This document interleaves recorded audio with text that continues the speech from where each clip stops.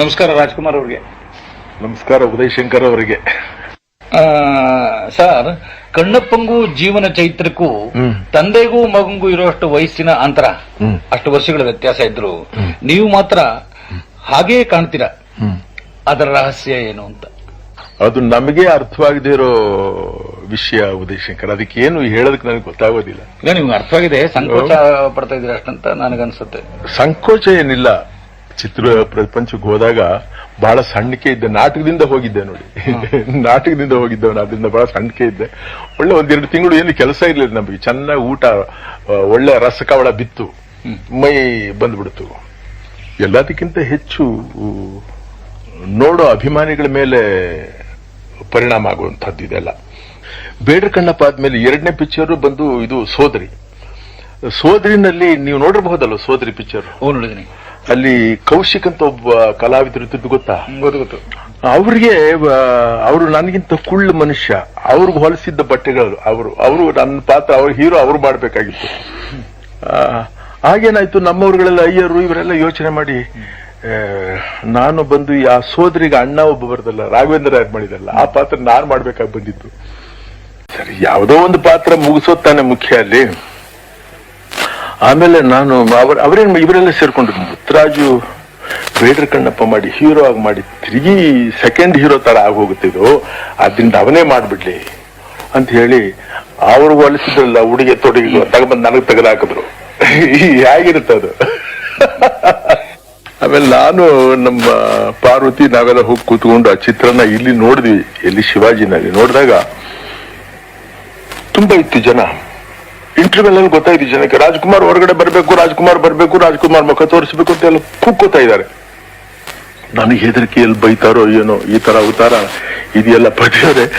ಏನ್ ಹೇಳೋದು, ಏನಂತ ಹೇಳಿ. ಯಾರಾದ್ರೂ ಏನ್ ಪಾರ್ಟ್ ಮಾಡಿದೀಯಾ ಅಂತ ಹಿಂದೆ ನಾಟಕದ ಕಂಪ್ನಿಲಿ ಕೋಳಿ ಕಳ್ಳ ಅಂತ ಕೂಗೋರು ಜನ.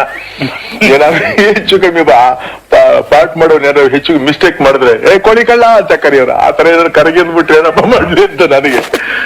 ಆಮೇಲೆ ಹೋದ್ರೆ ಎಲ್ಲ ಕ್ಲಾಪ್ ಹೊಡೆದ್ರು. ತುಂಬಾ ಚೆನ್ನಾಗಿ ಮಾಡಿದಿರಿ ನೀವು, ಬಹಳ ಚೆನ್ನಾಗಿ ಮಾಡಿದಿರಿ. ನಮ್ಮ ಕನ್ನಡದ ಮರ್ಯಾದೆ ನಿಮ್ಮಿಂದ ಉಳಿಬೇಕು, ನಮ್ಮ ಭಾಷೆ ನಿಮ್ಮಿಂದ ಬೆಳಗಬೇಕು. ನಿಮ್ ಬಾಯಿನಲ್ಲಿ ಬರೋ ಶಬ್ದಗಳನ್ನ ಕೇಳಿದ್ರೆ ನಮ್ಗೆ ರೋಮಾಂಚನ ಆಗುತ್ತೆ. ನನಗೆ ಬಾಯಿ ಕಟ್ಟು ಹೋಗ್ಬಿಡ್ತು. ಏನ್ ಮಾತಾಡ್ಬೇಕು, ನನಗೆ ಲೆಕ್ಚರ್ ಮಾಡೋದು ಗೊತ್ತಿಲ್ಲ. ಅವತ್ತು ಏನ್ ಹೇಳೋಕ್ಕೂ ನನ್ಗೆ ಗೊತ್ತಾಗ್ತಾ ಇಲ್ಲ. ಒಂಥರ ದುಃಖ ಬಂದಂಗ ಆಗ್ಬಿಡ್ತು ನನಗೆ. ಅಲ್ಲ, ಪ್ರೇಕ್ಷಕರ ನಾ ಹೇಳಿದ್ರಲ್ಲ ಗುಟ್ಟೇನು ಅಂತ ಹೇಳಿ, ಇದಕ್ಕೇನು ಗುಟ್ಟಿರ್ಬಹುದು ಅಂತ ನೀವು ಹೇಳ್ತೀರಾ? ಇದಕ್ ಗುಟ್ಟು ಹೇಳಿ ಬರ್ತೇನೆ. ಗುಟ್ಟಲ್ಲ, ಆವತ್ತಿನಿಂದಲೂ ನನ್ನ ಮನಸ್ಸು, ಮೈ ಒಂಥರ ದೇವರೆದುರಿಗೆ ಸೋತು ಬಿಡ್ತಾರೆ ಅಂತ ಹೇಳ್ತಾರೆ, ಶರಣಾಗತಿ ಅಂತ ಹೇಳ್ತಾರೆ. ಅದು ಲಾಯ್ಕ್ ಆಗಿರುತ್ತೆ ಅಂತ ನನಗನ್ಸುದು. ಕಾಯೋ ತಂದೆಯೇ ಸೇವಾ ಕರುಣಿಸಿ ದಯತೋ ಬಂಧುವೇ, ಕಾಯೋ ತಂದೆಯೇ ಸೇವಾ ಕರುಣಿಸಿ ದಯತೋ ಬಂಧುವೇ, ಕ್ಷಣಕಾಲವು ನಿನ್ನ ಬಿಡೆನೋ ಭವಬಾಧೆಯನ್ನು ನೀಗಿಸೋ, ಕ್ಷಣಕಾಲವು. ಮತ್ತು ಆಕ್ರೋಶ ಬಂದ ಕೋಪದ ಪಾತ್ರಗಳಲ್ಲಿ ಅಭಿನಯಿಸುವಾಗ ಆ 2 ರಸಗಳು, ಭಕ್ತಿ ರಸ ಮತ್ತು ಆ ಕೋಪದ ರಸ ಏನ್ ಹೇಳ್ತೀವಿ, ಅವೆರಡು ನಿಮ್ಮ ಮುಖದಲ್ಲಿ ಬಹಳ ಅತ್ಯದ್ಭುತವಾಗಿ ಕಾಣುತ್ತೆ. ಇದು ನನ್ನ ಸ್ವಂತ ಅಭಿಪ್ರಾಯ ಅನ್ಕೊಂಡಿದ್ದೀನಿ, ಅಥವಾ ಜನಗಳ ಅಭಿಪ್ರಾಯ ನನಗೆ ಗೊತ್ತಿಲ್ಲ. ಎಲ್ಲರನ್ನೂ ರೆಪ್ರೆಸೆಂಟ್ ಮಾಡಕ್ಕಾಗಲ್ಲ ನಾನು. ನನಗೆ ಯಾಕೆಂದ್ರೆ ನಾನು ಕುಂಬಾರ ನೋಡಿದೀನಿ, ತುಕಾರಾಮ್ ನೋಡಿದೀನಿ, ಅಂದ್ರೆ ನೀವು ಸತಿಶಕ್ತಿನಲ್ಲಿ 2ನೇ ಕ್ಯಾರೆಕ್ಟರ್ ಮಾಡ್ತಿರಲ್ಲ, ಕೋಪದ ಕ್ಯಾರೆಕ್ಟರ್, ಅದನ್ನ ನೋಡಿದೀನಿ. ಮೊನ್ನೆ ಜೀವನ ಚೈತ್ರದಲ್ಲಿ, ಇತ್ತೀಚೆಗೆ ಬಂದ ಜೀವನ ಚೈತ್ರದಲ್ಲಿ ನೀವು ಕಡೆ ದೃಶ್ಯಗಳಲ್ಲಿ ಬಂದು ನಿಮ್ಮ ಮಕ್ಕಳು ಮಾಡ್ತಾರೋ ಅಪರಾಧಗಳನ್ನೆಲ್ಲ ನೋಡ್ತಿರಲ್ಲ, ಆಗ ನಿಮ್ಮ ಮುಖದಲ್ಲ ಕಾಣೋದು, ಇವೆಲ್ಲ ನೋಡಿದ್ರೆ ಒಂದು ಬಹಳ ಅಪರೂಪದ ಒಂದು ಅನುಭವ ಆಗುತ್ತೆ. ಈ 2 ರಸಗಳು ಇಷ್ಟು ಅದ್ಭುತವಾಗಿ ಕಾಣೋದಕ್ಕೆ ನಿಮ್ಮ ಮುಖದಲ್ಲಿ ಕಾರಣ ಏನು? ಅದರ ರಹಸ್ಯ ಏನು ಅಂತ ಎಲ್ಲ ರಹಸ್ಯಕ್ಕೆ ಬರ್ತಾ ಇದ್ದೀನಿ ನಾನು.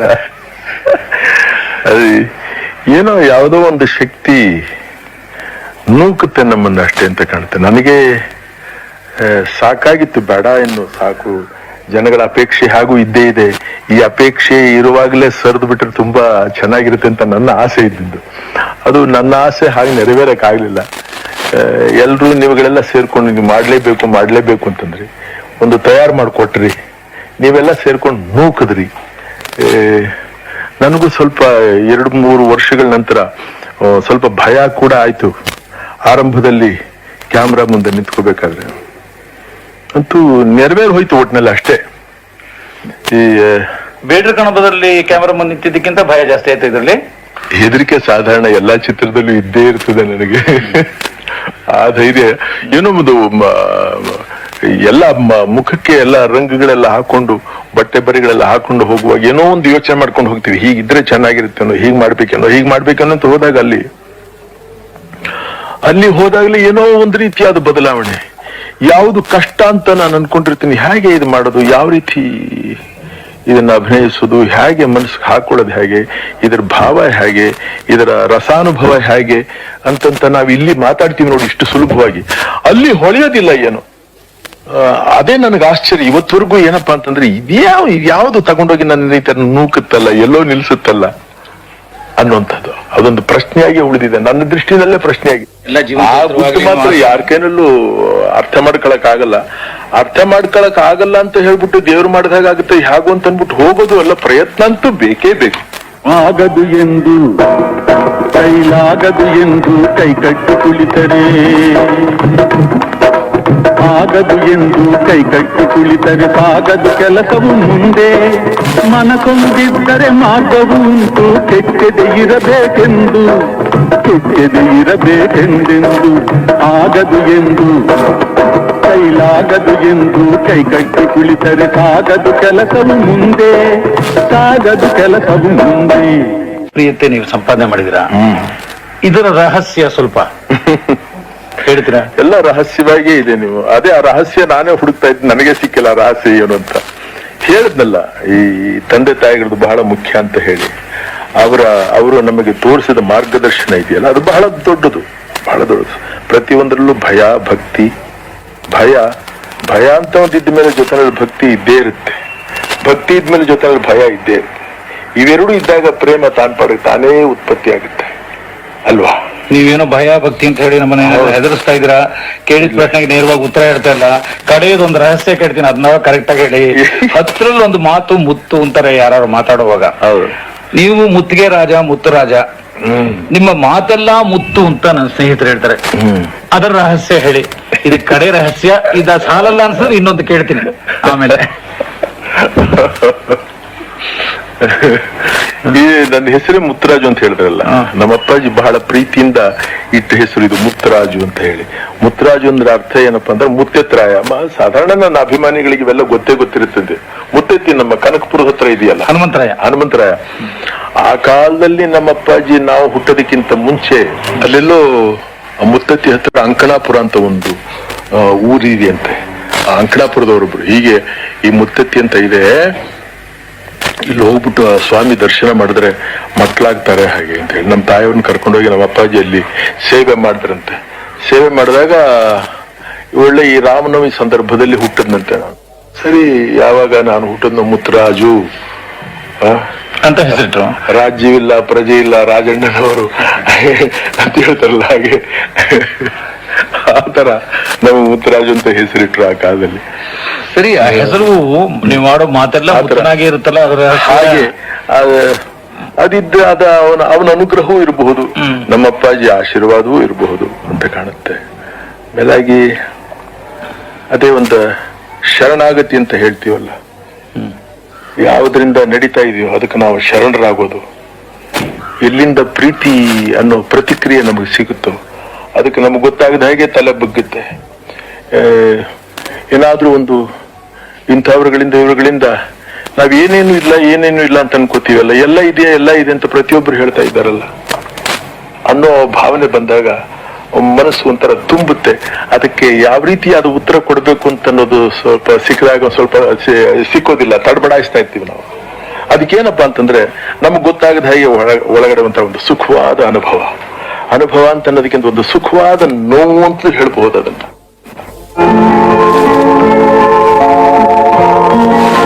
ನಿಮಗೆ ಎಲ್ಲರೂ ಹೇಳ್ತಾರೆ, ನಿಮ್ಮ ಯಶಸ್ಸಿನ ಹಿಂದೆ ಯಾರ ಪಾತ್ರ ಇದೆ ಅಂತ ಗೊತ್ತಿದ್ರು ನಾ ಕೇಳ್ತಾ ಇದ್ದೀನಿ, ಆ ರಹಸ್ಯ ಏನು ಅಂತ ಜನಗೆ ತಿಳಿಯಲಿ ಅಂತ. ನಿಮ್ಗೆ ಏನ್ ಅನ್ಸುತ್ತೆ ಹೇಳಿ. ಎಲ್ರಿಗೂ ಗೊತ್ತಿರೋ ವಿಷಯ ತಾನೆ ಅದು. ಯಾವುದು? ಪ್ರತಿಯೊಬ್ಬರಿಗೂ ಗೊತ್ತಿರೋ ವಿಷಯ. ನಂಗೆ ಗೊತ್ತಿಲ್ಲ ಅಂತ ಈಗ ಜಗತ್ತಿನಾದ್ಯಂತ ಜಗತ್ತು ನಿಂತಿರೋದೇ ಶಕ್ತಿಯಿಂದ ಅಂತ ಹೇಳ್ತಾರೆ. ಶಕ್ತಿ ಅನ್ನೋದು ಯಾರು? ಹೆಣ್ಣಿಗೆ ಶಕ್ತಿ ಅಂತ ಹೇಳ್ತಾರೆ. ಯಾಕೆ ನಮ್ಮ ಸಂಸ್ಕೃತಿ ಸಾರ್ತಾ ಇರೋದು ಅದೇ ತಾನೆ.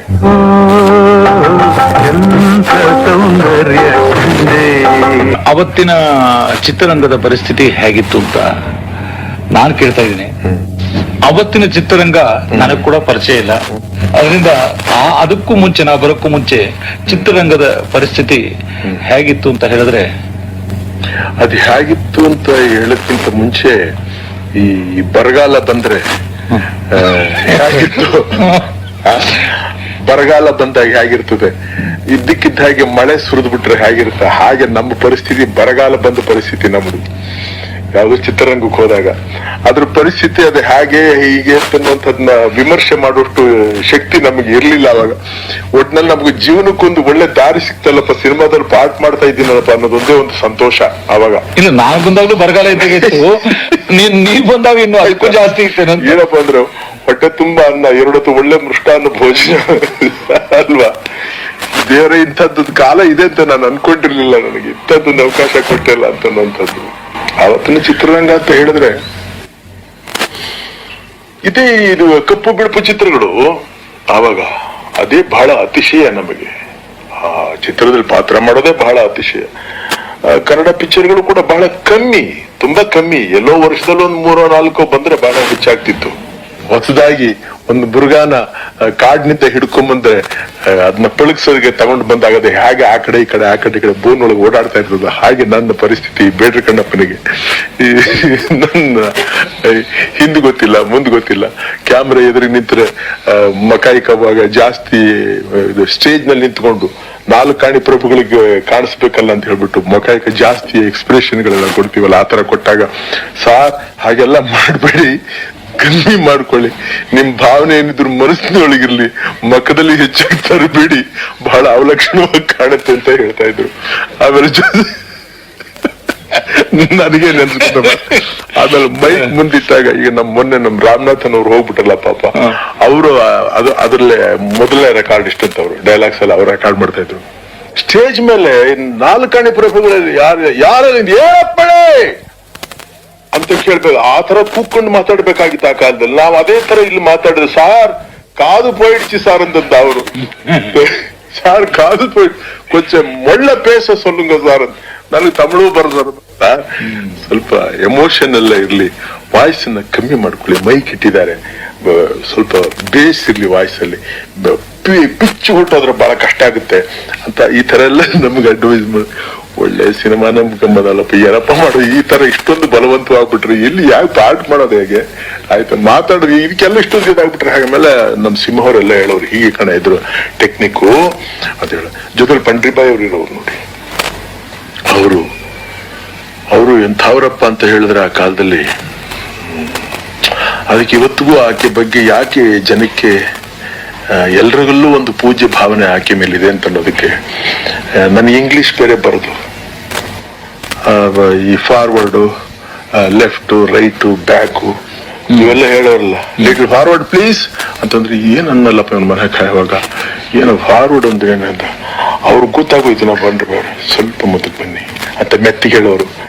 ಇಲ್ಲಿ ಜೋರಾಗಿ ಹೇಳ್ಬೇಕಲ್ವ ನಾವು ಅದನ್ನ. ಆಗ್ಲಿಂದ ಪ್ರಾರಂಭ ನಿಮ್ಮನ್ನ ಎಲ್ಲರೂ ಮುಂದಕ್ಕೆ ಬನ್ನಿ ಅಂತ ಹೇಳಿ ಹಾಗೆ ಆಮೇಲೆ ಸ್ವಲ್ಪ ಎಡಗಡೆ, ನಿಮ್ಮ ಎಡಗಡೆಗೆ ಬನ್ನಿ ಬರ್ಲಿ, ಈ ತರ ಎಲ್ಲ ಪಂಡ್ರಿಬಾಯಿ ಅವರು ಸಹಕಾರಗಳನ್ನ ಕೊಟ್ಟರು.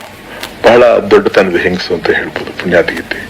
ಒಳ್ಳೆತನ ಅನ್ನೋದು ಹೇಗಿತ್ತು ಅಂತ ಇವತ್ತು ಅದು ಹಾಗೇ ಉಳ್ಕೊಂಡು ಅದೇ ರೀತಿ ಒಂದೇ ಸ್ಟ್ಯಾಂಡರ್ಡ್ ಅವ್ರದ್ದು, ಒಂದು ಸ್ವಲ್ಪ ಕೂಡ ಹೆಚ್ಚು ಕಮ್ಮಿ ಇಲ್ಲ ಪುಣ್ಯಾತಿಗಿತ್ತಿ. ಈ ತರ ಎಲ್ಲ ಸಹಕಾರ ಮಾಡಿದ್ದಾರೆ ಆ ಕಾಲದಲ್ಲಿ. ಮೊದಲನೇ ಸಲ 1-2 ದಿವಸ ಶೂಟಿಂಗ್ ಆಗಿ ಈ ರಶ್ ಪ್ರಿಂಟ್ ಅಂತ ತೋರಿಸ್ತಾರಲ್ಲ, ಆ ತೋರಿಸುವಾಗ ಬಾರ ರಶ್ ತೋರಿಸ್ತಾರೆ ನೋಡ್ಬಾಪ ಅಂತ ಹೇಳಿದ್ರು. ಯಾರು? ಸಿಂಹ ಅವರು. ರಶ್ ಅಂದ್ರೂ ಗೊತ್ತಿಲ್ಲ ನನಗೆ, ಏನಪ್ಪ ರಶ್ ಅಂತಾರಲ್ಲ, ಏನ್ ರಶ್ ಅಪ್ಪ, ಅದು ಎಲ್ಲಿ ರಶ್, ಏನೋ ಕರಿತಾ ಇರೋ ಹೋಗೋಣ ನೋಡೋ ಪರವಾಗಿಲ್ಲ ಅಂತ ಅಂದ್ಬಿಟ್ಟು ಅವ್ರ ಜೊತೆಲ್ಲ ಹೋಗಿ ಕೂತ್ಕೊಂಡು ನೋಡಿದ್ರೆ ಎಲ್ಲೆಲ್ಲ ಕಟ್ಟುಗಳು, ಶಾರ್ಟ್ ಆ ಕ್ಲಾಪ್ ಹೊಡೆದ್ಬಿಟ್ಟು ಹೋಗ್ತಾರೆ. ಹೋದ ತಕ್ಷಣ ಅದು ಕ್ಲಾಪ್ ಹಿಂಗ್ ಹೊಡೆದ್ಬಿಟ್ಟು ಹೋದ ತಕ್ಷಣ ಹಿಂಗ್ ಮಕ ಬೆದ್ರು ಬಿಡೋದು ನನಗೆ. ಸಾರ್ ಹೋದ ತಕ್ಷಣ ನೀವು ಬೆದರಿಬೇಡಿ ಸಾರ್, ನಾವಿಲ್ಲಿ ಆಕ್ಷನ್ ಅಂತ ಹೇಳ್ತೀವಿ, ಆಕ್ಟ್ ಮಾಡಿ ನೀವು ಆ ತರ ಬೆದರ್ಕೊಂಡ್ಬಿಟ್ರೆ ಹಾಗೆ. ನಮಗ್ ಗೊತ್ತಿಲ್ಲ ಸ್ವಾಮಿ, ಹೊಸ್ತು ಇಲ್ಲವ ಇದು, ಪಟ್ ಅಂತ ಮ್ಯಾತ್ ಆ ತರ ಹೇಳ್ದೆ ಕೇಳ್ದೆ ಹೊಡೆದ್ಬಿಟ್ರೆ ನಾನು ಏನ್ ಮಾಡ್ಲಿ? ಇದನ್ನೇ ಒಂದು ಸಿನಿಮಾ ಇದು ಈ ತರ ನಮ್ದು ಆರಂಭದಲ್ಲಿ ನಮ್ ಪ್ರಿಪರೇಷನ್ ಎಲ್ಲ ಹೀಗೆ ಈ ತರ ಎಲ್ಲ ಆಗ್ತಿತ್ತಲ್ಲ. ಹಾಗೆಲ್ಲ ಮಾಡಿ ನಾವು ಆ ಕಾಲದಲ್ಲಿ ಏನು ಒಟ್ನಲ್ಲಿ ಏನಪ್ಪಾ ಅಂತಂದ್ರೆ ಆ ಪಾತ್ರಕ್ಕೆ ಅನುಭವ ಅನ್ನೋದಕ್ಕಿಂತ ಹೆಚ್ಚಾಗಿ ಒಂದು ಮೃಗತ್ವ ಅಂತ ಅನ್ನೋಂಥದ್ದು ಏನಿರುತ್ತೆ ಅದೇ ಬೇಕಾಗಿತ್ತು ಅಂತ ಕಾಣುತ್ತೆ. ಇವತ್ತೇನಾದ್ರು ನಾವು ಆ ಪಾರ್ಟ್ ಆಕ್ಟ್ ಮಾಡಿದಾಗ, ಅದನ್ನ ಮಾಡಿದಾಗ ಅಭಿನಯ ಎಲ್ಲ ಯಾವ ತರ ಇದು ಸ್ವಲ್ಪ ಪಾಲಿಶ್ ಆಗಿರುತ್ತೆ, ಎಲ್ಲ ಒಂದ್ ಸ್ವಲ್ಪ ನಡಿಗೆ ಗಿಡಿಗೆ, ಮತ್ತೊಂದು ಮುಖದಲ್ಲಿ ಹೆಚ್ಚಿನ ಇದಿಲ್ಲದೆ ಎಲ್ಲ ಅನುಭವಿಸಿ ಮಾಡುವಂತ ಒಂದು ಅವಕಾಶ ಸಿಕ್ಕೋಗಿದೆ. ಇವಾಗ ಆ ತರ ಮಾಡಬಹುದು. ಮಾಡಿದ್ರು ಕೂಡ ಇವತ್ತಿಗೂ ಏನಂತಾರೆ, ಬೇಡ್ರಿ ಕಣ್ಣಪ್ಪ ಬಿಡಿ, ಆ ಸ್ಟ್ಯಾಂಡರ್ಡೇ ಬೇರೆ ಅಂತಾರೆ. ಎಳೆದ ಮನೆ ಕಾಯುವಾಗ ಏನ್ರಿ ವಿಚಿತ್ರ ಇರ್ಬೋದು, ಇದನ್ನ ಚೆನ್ನಾಗಿದೆ ಅಂದ್ರಲ್ಲ ಜನ ಅಂತ. ಆ ಪಾತ್ರಕ್ಕೆ ಬೇಕಾಗಿದ್ದದ್ದು ಅದೇ, ಹಾಗೆ ಬರ್ಬೇಕದು. ಅದು ನಾವು ಹಾಗೆ ಮಾಡ್ಬೇಕು ಅಂತ ಮಾಡಿದ್ರೆ ಬರಕ್ ಸಾಧ್ಯ ಇಲ್ಲ. ಹೀಗೆ ನನ್ನ ಜೀವಮಾನದಲ್ಲಿ ನಡ್ಕೊಂಡ್ ಬಂದಿರೋದಲ್ಲ ಉದಯಶಂಕರ್. ಜನಿಸಿದ ಊರೊಂದು, ಬೆಳೆಯುವ ಊರೊಂದು, ಬದುಕು ಉಯ್ಯಾಲೆಯು, ನಡೆಯುವ ನಾಡೊಂದು, ಬೆರೆಯುವ ಮಣ್ಣೊಂದು, ಮನುಜ ಇರುವಲ್ಲೇ ಹಾಯಾಗಿ ಬಾಳುವ, ಸುಖದ ಕನಸಲ್ಲೇ ದಿನವೆಲ್ಲ ತೇಳುವ, ನೆನಪಿನ ಸುಳಿಯಲಿ ಮರವಿನ ಮರೆಯಲಿ, ವಿನೋದವೋ ವಿಚಾರವೋ ಹೊಂದಿಕೊಳ್ಳುವ, ಚಿನ್ನದ ಬೊಂಬೆಯಲ್ಲ ದಂಸದ ಬೊಂಬೆಯಲ್ಲ, ಬುದ್ಧಿ ಇರುವ ಬೊಂಬೆಯು, ಕಾಲವು ಕುಣಿಸಿದಂತೆ ಆ ವಿಧಿ ಎಣಿಸಿದಂತೆ ಆಡುವ ಸಮಯದ ಬೊಂಬೆ ಮಾನವ, ಆಡುವ ಸಮಯದ ಬೊಂಬೆ. ಬೇಡ್ರ ಕಣಪದಲ್ಲಿ ನೀವು ಒಂದು ದೃಶ್ಯದಲ್ಲಿ ನನಗೆ ನೆನಪಿರೋ ಹಾಗೆ ಬಹಳ ದೊಡ್ಡ ಡೈಲಾಗ್ ಒಂದು ಮಾತಾಡಿದಿರ, ಸಂಭಾಷಣೆ, ಒಂದು ಪುಟದ ಸಂಭಾಷಣೆ, ಬಹಳ ತುಂಬಾ ಎಮೋಷನಲ್ ಆಗಿದೆ. ಅದೇ ತರ ಒಂದು 2 ಪೇಜಿನ ಡೈಲಾಗು ಜೀವನ ಚೈತ್ರಲ್ಲೂ ಮಾತಾಡಿದಿರ, ಅದು ಅಷ್ಟೇ ಎಮೋಷನಲ್ ಆಗಿದೆ. ಆ ಡೈಲಾಗು ಅಲ್ಲಿ ಬರೋ ಸಂಭಾಷಣೆಗಳು ಅಷ್ಟೇ ಅದ್ಭುತವಾಗಿದೆ. ಈಗ ನೀವು ಅಲ್ಲೂ ಇಲ್ಲೂ ಮಾತಾಡುವಾಗ ನಿಮಗೆ ಆಗ್ಗು ಇಗ್ಗು ಅನ್ಸಿದ ವ್ಯತ್ಯಾಸಗಳು, ಮಾನಸಿಕವಾಗಿ ಏನಾರೋ ಮನಸ್ಸಿನಲ್ಲಿ ಏನಾರೋ ಅನ್ಸಿದ್ದು ಭಾವನೆಗಳು ಏನಾರೋ ನೆನಪಿಗೆ ಬರುತ್ತಾ ಅಂತ? ಅದನ್ನ ಹೇಳಿದ್ದಲ್ಲ, ಬೇಡ್ರ ಕಣ್ಣಪ್ಪನಿಗೆ ಅಷ್ಟು ಸಾಕಾಗಿತ್ತು ಅಂತ ಕಾಣುತ್ತೆ. ಯಾಕಂದ್ರೆ ಏನೋ ತಿಳುವಳಿಕಿಲ್ಲದ ಒಬ್ಬ ಮೂಢ ಶಿವನ ಕಣ್ಣಲ್ಲಿ ನೀರು ಬಂತು, ಆ ಲಿಂಗದ ಕಣ್ಣಲ್ಲಿ ನೀರು ಬಂತು ಅಂತ ಹೇಳ್ಬಿಟ್ಟು ತನ್ನ ಕಣ್ಣನ್ನೇ ಕಿತ್ತು ಕೊಟ್ಟುಬಿಟ್ಟ. ಅವನು ಸ್ವಲ್ಪ ಓದಿ ಒಳ್ಳೆ ಸುಸಂಸ್ಕೃತನಾಗಿದ್ರೆ, ವಿದ್ಯಾವಂತನಾಗಿದ್ರೆ ಅವನ ಕಣ್ಣು ಕಿತ್ಕೊಡ್ತಿದ್ದ, ಅವ್ರ ಅಪ್ರಾಣ ಕಿತ್ಕೊಡ್ತಿರ್ಲಿಲ್ಲ ಅವನ. ಆ ಮೂಢತನ ಮೂಢ ಭಕ್ತಿ ಅಂತ ಅನ್ನುವಂಥದ್ದು ಒಂದಿದೆ ನೋಡಿ. ಆವಾಗ ನಿಜವಾಗ್ಲೂ ನಮ್ಗೆ ಯಾರಾದ್ರೂ ಹೇಳಿದ್ರಪ್ಪ ಈ ತರ ಇದಾಗುತ್ತೆ, ನಾವು ಒಂದು ಕಣ್ಣು ಹೋದ್ರೂ ಪರವಾಗಿಲ್ಲ ಅಲ್ವಾ, ನೀ ಆ ತರ ಮಾಡ್ಕೋತಿ ಅಂತ ಹೇಳಿ ಸತ್ಯವಾಗಿ ನಾನು ಸಿದ್ಧವಾಗಿದೆ. ನಾನು ಅವಾಗ, ಯಾರಪ್ಪ ನೀವು? ನಾನಪ್ಪ ಪ್ರತಾಪ, ಇವನು ಪ್ರಕಾಶ, ನರಹರಿ. ಪ್ರತಾಪ, ಪ್ರಕಾಶ, ನರಹರಿ, ಯಾರ ಮಕ್ಕಳಪ್ಪ ನೀವೆಲ್ಲ? ಯಾಕಪ್ಪ ಹೀಗೆ ಕೇಳ್ತೀರಿ? ನೀವು ಆಕ್ಸಿಡೆಂಟ್ ನಲ್ಲಿ ಸತ್ತು ಹೋಗಿದ್ದವನು ಹೇಗೆ ಬದುಕ್ ಬಂದ ಅಂತ ಆಶ್ಚರ್ಯವಾಗಿದೆಯಾ? ದಿಗ್ಭ್ರಮೆ ಆಗಿದೆಯಪ್ಪ? ಅಪ್ಪ, ಅಪ್ಪ ಮಗ, ಎಂಥ ಸಂಬಂಧ, ಏನ್ ಆನಂದ, ಇದೆಂಥ ನೋಟ, ಇದು ನಮ್ಮ ಮನೆನ. ಅಯ್ಯೋ ದೇವ್ರೆ, ಈಗ ನನ್ಗೆ ಗೊತ್ತಾಯ್ತು, ಇನ್ನು ನನ್ ಯಾಕೆ ಉಳಿಸಿದ್ಯಾ ನೀನು ಅಂತ. ನಾನು ಆವಾಗ್ಲೇ ಸತ್ತು ಹೋಗಿದ್ರೆ ಈ ವೈಭವನೆಲ್ಲ ನೋಡಕ್ ಆಗ್ತಿತ್ತ? ಈ ಹಳ್ಳಿಲಿ ಆವತ್ತಿನ ದಿವಸ ಒಂದು ಹೆಣದಂಗಡಿ ಇಟ್ಟು ಅಂತ ತಾನೆ ನಾನು ಹೋಗಿ ಹೋರಾಡಿ ಅದನ್ನ ಮುಚ್ಚಿದೆ. ಆದ್ರೆ ಇವತ್ತಿನ ದಿವಸ ಮೀನಾಕ್ಷಿ, ಎಂಥ ಒಳ್ಳೆ ಮಕ್ಕಳಿಗೆ ಜನ್ಮ ಕೊಟ್ಟೆ. ಒಂದೊಂದು ಮುತ್ತು ಕಡೆ ತಪಸ್ಸು ಮಾಡಿ ಪಡಿಬೇಕಿಂತ ಮಕ್ಕಳನ್ನ. ನಿನಗ ಅದೃಷ್ಟ ಇಲ್ಲ, ಕಣ್ ಮುಚ್ಕೊಂಡ್ಬಿಟ್ಟೆ. ಇವತ್ತು ನೀನಿರ್ಬೇಕಾಗಿತ್ತು, ಇವತ್ತು ನೀನು ಬದುಕಿರಬೇಕಾಗಿತ್ತು, ಈ ದೃಶ್ಯನ ಕಣ್ಣಿಂದ ನೋಡ್ಬೇಕಾಗಿತ್ತು. ನಿನ್ನ ಜನ್ಮ ಪಾವನವಾಗಿ ಹೋಗ್ತಿತ್ತು. ಯಾವ ಮನೆಯಲ್ಲಿ ನಿತ್ಯ ಮಂತ್ರ ಘೋಷ ಕೇಳ್ತಾ ಇತ್ತು, ಯಾವ ಮನೆಯಲ್ಲಿ ಸದಾ ಜಪ ತಪ ಹೋಮ ಪೂಜೆ ಪುನಸ್ಕಾರ ಘಂಟಾನಾದಗಳು ಮೊಳಗ್ತಾ ಇತ್ತು, ಯಾವ ಮನೆ ದೇವ್ರ ಗುಡಿನೇ ಆಗಿತ್ತು, ಆ ಮನೆಯಲ್ಲಿ ಇವತ್ತು ಕುಡುಕರ ವೈಭವ, ಕುಡುಕರ ಕುಣಿತ, ಕುಡುಕರ ಸಮಾರಾಧನೆ ಸಾರ್ಥಕವಾಯ್ತು. ಥು, ಥು, ನಿಮ್ ಜನ್ಮಕ್ಕಷ್ಟೇ ಬೆಂಕಿ ಹಾಕ. ಇದೊಂದು ಮನೆ, ನೀವಿದ್ರ ಯಜಮಾನ್ರು. ಏನ್ರಮ್ಮ? ಎಲ್ಲಿ ಅಮ್ಮ? ಎಲ್ಲ ಅಮ್ಮ? ರಾಜ್ಯೋತ್ಸವ ಇವತ್ತಲ್ವೇ? ಈ ಸಂದರ್ಭದಲ್ಲಿ ಕರ್ನಾಟಕದಾದ್ಯಂತ ನಮ್ಮ ಅಭಿಮಾನಿಗಳು ಎಲ್ಲಾ ಕಡೆಯಲ್ಲೂ ಬಹಳ ವಿಜೃಂಭಣೆಯಿಂದ ಈ ಉತ್ಸವವನ್ನು ಆಚರಿಸ್ತಾ ಇದ್ದಾರೆ. ಇನ್ನು ಈ ಸಂದರ್ಭದಲ್ಲಿ ಅವರುಗಳಿಗೆಲ್ಲ ಏನು ಹೇಳೋದು? ಅವರ ಅಭಿಮಾನ, ಆಶೀರ್ವಾದ, ಪ್ರೇಮ ಯಾವತ್ತೂ ನಮ್ಮಗಳ ಮೇಲೆ ಹೇಗೆ ಇರಬೇಕು. ನಮ್ಮ ಪ್ರೇಮ ಅವರುಗಳ ಮೇಲೆ ಯಾವತ್ತೂ ಶಾಶ್ವತವಾಗಿರ್ಬೇಕು. ತಾಯಿ ಭುವನೇಶ್ವರಿ ನಮ್ಮ ಅಭಿಮಾನಿಗಳಿಗೂ ಹಾಗೂ ನಮಗೂ ಎಲ್ರಿಗೂ ಸದಾ ಕಾಲ ಮಂಗಳವನ್ನು ಕೊಡ್ಲಿ ಅಂತ ಪ್ರಾರ್ಥನೆ ಮಾಡಿ ಎಲ್ರಿಗೂ ನಮಸ್ಕಾರ. ಗಂಧದ ಗುಡಿ, ಅಂದದ ಗುಡಿ, ಗಂಧದ ಗುಡಿ, ಚಂದದ ಗುಡಿ ಶ್ರೀ